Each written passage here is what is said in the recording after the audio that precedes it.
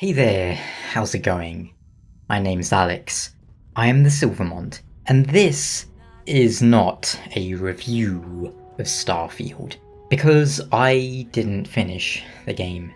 I was planning to beat it and review it, but I played the game for around 4 or 5 hours and I was just not having a good time. In fact, I'd say I was having a pretty bad time. So this isn't a review.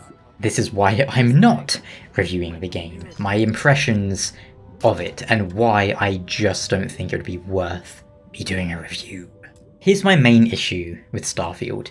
The game clearly is not for me, and I can't figure out who it is for. If you are enjoying the game, please let me know what it is that does it for you.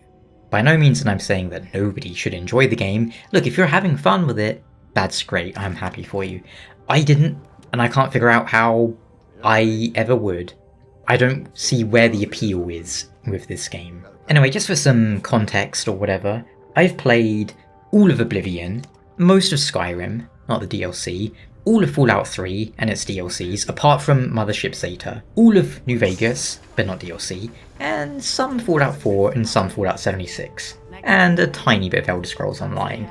Not that it's really related too much. Here's the thing, Starfield. I was bored. There's going to be a lot of comparisons to other games in this talk, and here's the first. Back in 2007, I believe, a little game came out called Mass Effect, and the first 2.5 minutes of Mass Effect give us two different conversations, and between them, a text scroll gives you all of the important backstory you need to know, whilst also setting a nice tone and atmosphere with the music and the visuals. The first 2.5 minutes of Starfield involve you waking up on an elevator and staring at a woman who proceeds to monologue at you whilst another guy chimes in now and then, with dialogue that is replete with pointless waffling, moments that you think are going to have some sort of bearing on gameplay or anything. The guy in the back bemoans the dangers of mining. Okay, I thought, I'm going to have to deal with the treacheries of mining in the one place that hasn't been corrupted by capitalism. Space! Only no. You walk through a cave for another minute or two, then you touch something that gives you a vision. A very boring vision, and then you wake up again. And some guy shows up and is like, hey, you touched the special rock, take my spaceship and go over there. The space pirates are after me, so I'm gonna stay here, but we defeated them. Then you go into space and they immediately attack you again because you're in the same ship they were following in the first place and they don't know who's in the ship, because why would they? What? So going back to Mass Effect 1, which essentially has the exact same setup of you touching an alien artifact, which kicks off the plot, but everything about that game's intro is done better. You have interesting things to see, important characters to meet, fantastic alien visuals of the world to behold. And even the alien vision itself makes you wonder, what on earth was going on there? You want to know more. Starfield just shows you very brief, abstract images which look like if you brought up an AI generator and went, outer space stuff, abstract. Yeah, I know, this isn't a space fantasy game like Mass Effect. It's meant to be more grounded and realistic. But the point is that it's boring. You know what might have been more interesting? How about we land on an asteroid? We mine that. Something visually cool to look at. Maybe a meteor shower happens. There's some danger. Don't waste dialogue on talking about danger if there's no danger. Here's the thing with dialogue. It always needs to serve a purpose. You could boil down that intro in Starfield, which is like 2 minutes plus of talking.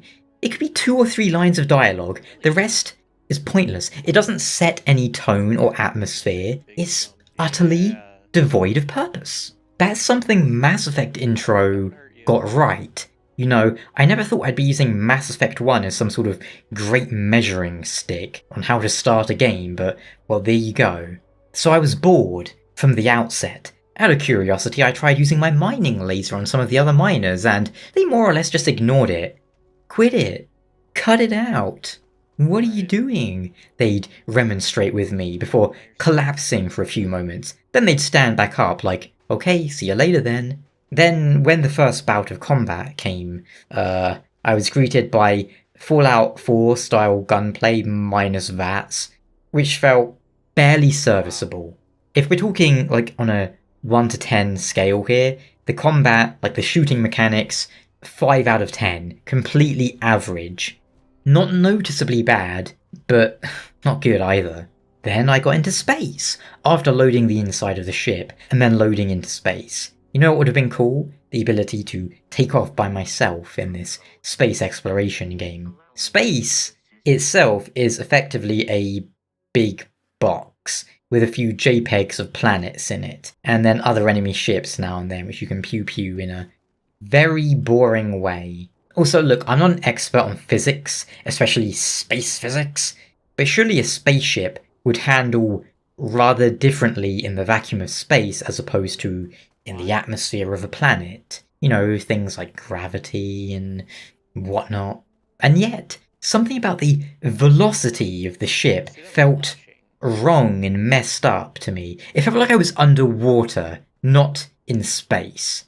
After navigating an awful interstellar map screen, I eventually plopped down on another planet, waddled off in one direction for a few seconds, and then I found an enemy that was 10 levels higher than me, was able to queef me to death, even when it couldn't physically touch or see me. Reloaded my save, went the other way, went through a standard base of enemies, slaughtering them as I went. Then we were good to go to not Earth, but the first main big city of the game. I messed around on there for a few minutes, then I uninstalled the game as I was just so unengaged, so bored. Again, to compare with Mass Effect, compare the arrival to the Citadel in Mass Effect to the arrival at New Atlantis, or whatever that place was called. It's so boring. It looks like, again, if I went into an AI generator and went, futuristic space city. It's like, oh, how fantastic this all looks. I'm so excited to explore and find out. You can compare Starfield with any Bethesda game of the last 20 years. They all have more engaging intros to me. Oblivion escaping from jail, Skyrim, the dragon tries to sniff you. You know, Fallout 3 starting in the vault, Fallout 4, you kind of see the nukes going off and all that. Just nothing about Starfield gripped me. The combat, as mentioned, serviceable, which is putting it charitably. The game doesn't look very good, either. It looks like a PS4 game, and not like the best PS4 game. Some of the character models are decent, like some of the main characters. Random NPCs look like nightmares. It's so inconsistent there, with all the visuals, the lighting, the textures, there's no consistency. And keep in mind, this is me playing like the main stuff of the game. I didn't go exploring random side stuff, which probably is even more inconsistent. There's no immersion, because the game was stilted and buggy when it comes to how people move and interact with the world and each other, not to mention the insane number of loading screens. Story was boring to start with. Maybe it gets better later on. Maybe the good stuff is the side content, but again, why would I suffer boredom to get to something that's not boring? Why would I subject myself to hours of mediocre gameplay, poor design decisions, just to experience a story that doesn't engage me from the start, when it absolutely could? When there's so many other games out right now that I could be playing that do engage me, and actually feel like they had some effort put into them. Then there's the attitude the developers for this game seem to have. Great excuses they have for very reasonable questions. Oh, the game's meant to be boring, because most of space is empty and boring. There's no vehicles because, I don't know, we wanted the players to feel engaged with their feet. It's not because we can't code vehicles properly. The game is actually optimized just fine. You're the problem. Upgrade your PC. I guess my 4070 Ti isn't able to handle entering a conversation with an NPC. The GPU strain of the camera zooming in a little bit should absolutely make me drop like 15 frames in the process. My bad. Those people running on like 4090s who are having frame rate issues, yeah, no, it's their fault. They should be upgrading their computers. all those audio glitches and other bugs I had in just a few hours of playing, the crashes I had, the freezing, the glitches, it's all my fault. I forgot to go into the settings and turn off the bullshit mode. My bad. It's not like every other Bethesda game has these problems. Then there's the thing. People will go, it's a Bethesda game. What did you expect? What did I expect? I expect a company with over 400 employees, a company that has some of the best-selling video games in the world, a company that takes like 5 years for their games, having a 5-year development cycle, to have a certain level of quality, one that is far above what they are actually releasing. I made a video, I don't know, 3, 4, 5 years ago maybe more, about Bethesda, just asking what their problem is. My complaints in that video, they all ring true here. They don't advance in any meaningful way. FromSoft's first PC game was effectively Ninja Blade, though more reasonably we can say Dark Souls. Look at the difference between Dark Souls on PC and Armored Core 6. Dark Souls was a mess. DS fix was almost mandatory for that game. Armored Core 6, great PC port. I had zero problems, no crashes, no frame rate issues, nothing. Bethesda have been making PC games as their chief platform since the 90s. 17 years have passed since Oblivion came out. 17 years between Oblivion and Starfield. Starfield has better graphics, slightly better strafing animations, and that's about it. It has loads of the jank and the issues and the just same gameplay as Oblivion. Basic functions that haven't improved or advanced. So, how many years between Red Dead Revolver, a game I quite enjoyed back in the day, and Red Dead Redemption 2? 14 years. 14, and you can see how every facet of that game, every aspect of it, has been improved in some way. From the gunplay, to the graphics, to the immersion, the motion capture, everything, the dialogue. Starfield just feels like Oblivion, with shinier graphics, but a far less interesting world and premise. You can walk from one end of Red Dead Redemption 2's world to the other, no loading screens. You can go inside, outside. Game's 5 years old, looks so much better than Starfield. The city in Red Dead, you can immerse yourself in it. The city in Starfield, I mean, if you're really good at ignoring the reality in front of you and just immersing yourself in a fantasy, then yeah. But at that point, why are you playing a video game? You might as well just imagine a game in your mind. It'd be free and probably better. I just don't understand what the point is of Starfield. I'm so disappointed in Bethesda. You can't release another title that's basically Skyrim when between Skyrim and Starfield, we've actually had advancements in the genre. You know, Red Dead, Elden Ring, Witcher 3, Breath of the Wild, and so on. Again, I'm not saying these games are all perfect. I have issues with each of them. That kid, if you can hear that child, they got issues with them too. But I'd love to hear some actual defenses of Starfield, because all I see online when I go and look for it is people saying, oh, why did this person give Starfield a 4 out of 10? I'm having so much fun, it's the best game ever. Or, what did you expect from Bethesda? Or, my favourite is people just going, you're just a Sony fanboy. I'm sure I'll be called a Sony fanboy because I think Starfield's kind of mediocre, to put it generously. I like that. I criticise a Sony product and I'm an Xbox fanboy. I criticise Starfield, I'm a Sony fanboy. Which is it? Oh, I'm a FromSoft fanboy. So how about when I criticise things FromSoft do? Maybe instead of throwing out random insults, you can let me know. Let everyone know what is actually good about this game. Now, of course, there's subjective and objective ways to look at it. Both subjectively and objectively, I think it's bad to mediocre.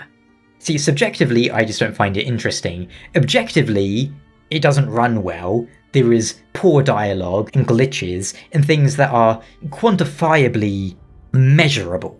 Is this something I'm missing about Bethesda and Starfield? Because all I'm seeing is a lazy product from lazy developers who are inclined to blame their consumers, instead of raising their own standards. I made a video on, is it The Outer Worlds, I think it was called, a game I found really mediocre, but I lasted longer in that game before just giving up on it. That was like the most 5 out of 10 game I'd ever played at that time. Well, that means Starfield is the most 4 out of 10 game I've ever played. To go on a brief tangent, people don't seem to understand how a 1 to 10 scale works. It doesn't mean 7 is garbage, 10 is best game ever. 5 is average. You know, like average height, average intelligence. There's a reason it's called average. And in my eyes, Starfield is below average in every area. I mean, maybe not music, but I didn't see enough of the music to really judge it. It's not the worst game I've ever played. It's just bafflingly uninspired and lazy for such a long development cycle from a big AAA developer who can and should be doing so much more. Well, why would I spend my time on it? On mediocrity? Thanks so much for watching though, and let me know what you think. Ciao. Especially if you love Starfield, because I want to know what it is people are enjoying about this game. Till then though, see ya. Oh, they can use the elevator one at a time. Oh, I thought... I can't take this!